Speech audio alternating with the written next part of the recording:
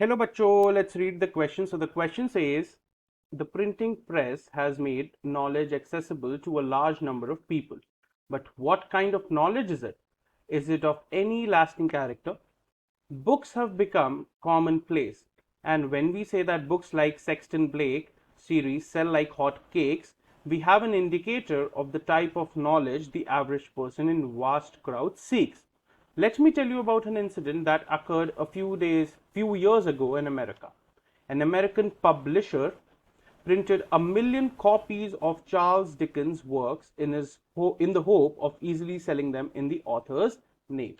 But to his disappointment, no amount of publicity or advertising could help him sell the books.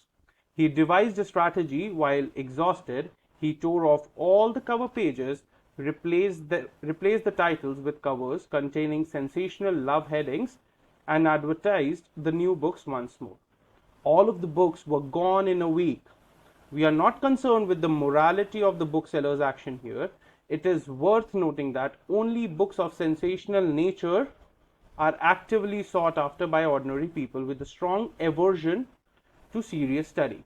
As a result, the grand argument that the printing press has made knowledge available to the masses is clearly fallacious and misleading. To put it another way, it has created a taste for low order books. On the basis of your understanding of the passage, answer the following questions. Who is Charles Dickens? Option A, a novelist. Option B, an epic poet. Option C, a playwright. And option D, a short story writer. तो देखिए, ये passage जो है, ये किसके बारे में बच्चों? एक प्रिंटिंग प्रेस या फिर बुक्स एज अ होल के बारे में। ठीक है, तो पैसेज ये कहता है कि जो प्रिंटिंग प्रेस है उसने नॉलेज एक्सेसिबल तो बना दी है बहुत लोगों के लिए, for a large number of people, but ये नॉलेज जो हमें मिल रही है, जो लोगों को मिल रही है, वो कैसी है? क्या ये एक लास्टिंग कैरेक्टर, मतलब अगर आपको एक बुक पढ़ते हो तो आपको वो आपके कैरेक्टर को डेवलप करती है? क्या वो बुक आपको याद रहती है और आप अपने जीवन में, आप अपने लाइफ में उस बुक का यूज करते हैं? इंप्लीकेशन है कहीं आपकी उस बुक में? तो जो ये राइटर है इस पैसेज का, उसने एक एग्जाम्पल यूज किया एक बुक का, सेक्सटन ब्लेक। जो वो बुक थी वो बहुत जल्दी बिक गई। It's sold like it was sell like it use to sell like hot cakes, it was sold like hot cakes. ठीक है, तो हमें यहां से एक आइडिया मिलता है कि ज्यादा लोगों को क्या पढ़ना पसंद है। सेक्सटन ब्लेक जैसी बुक्स पढ़ना पसंद है या कोई नॉलेजेबल बुक्स पढ़ना पसंद है? तो एक वाक्य हुआ, एक किस्सा हुआ अमेरिका में कुछ सालों पहले कि एक अमेरिकन पब्लिशर था जिसने मिलियन कॉपीज, मतलब 10 लाख से ऊपर copies of Charles Dickens work ऐसे बेच दी कि हम बेच देंगे उसको सिर्फ ऑथर के नाम पे। ठीक है, कि हम ऑथर के नाम की पब्लिसिटी लेके वो किताबें बेच देंगे। ठीक है, बट कोई भी ऐसी किताब उसके ऑथर के नाम की वजह से नहीं बिकी।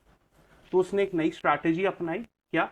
उसने सारे कवर पेजेस फाड़ दिए, उसने टाइटल रिप्लेस कर दिया और कवर्स में ये डाल दिया सेंसेशनल लव हेडिंग्स। ठीक है, और फिर एक और बार उन बुक्स को एडवर्टाइज किया, और यकीन मानिएगा उसमें ऐसा लिखा है कि वो सारी बुक्स एक हफ्ते के अंदर अंदर बिक गई, एक हफ्ते में बिक गई। अब जो पब्लिशर है, जो यहाँ पे पैसेज का राइटर है, वो ये कहता है कि मैं लोगों की मोरालिटी को यहाँ पे जज नहीं कर रहा हूं, बट वो वर्दी है नोटिंग के लिए कि only books of sensational nature are actively sought after by ordinary people. कि जो ये सेंसेशनल नेचर की किताबें हैं, इसी के पीछे लोग ज्यादा भागते हैं instead of reading serious study matter. ठीक है, तो as a result the grand argument that the printing press has made that knowledge available to the masses is clearly fallacious and misleading. तो जो भी लोगों को नॉलेज मिल रही है वो फैलिशियस और मिसलीडिंग है, उन्हें गलत राह पे लेके जा रही है। ठीक है, और मार्केट में लो ऑर्डर बुक्स की जो टेस्ट है, जो रीडिंग इंटरेस्ट डेवलप हो रहा है, वो इन बुक्स का हो रहा है rather than serious study books का। तो अब क्वेश्चन है, हु इज चार्ल्स डिकेंस? ठीक है, तो अगर हम चार्ल्स डिकेंस की बच्चों बात कर रहे हैं, Charles Dickens. He was basically an English writer. English writer. He was born on 7th February 1812 and he died on 9th June 1870 and he was an English writer.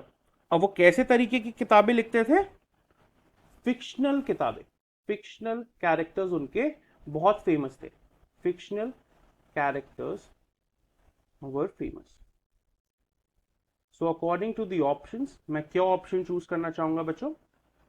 Who is Charles Dickens? He is a novelist. वो novels लिखते थे. used to write novels. So option A is correct. I hope you understood it well, बच्चों. Best of luck.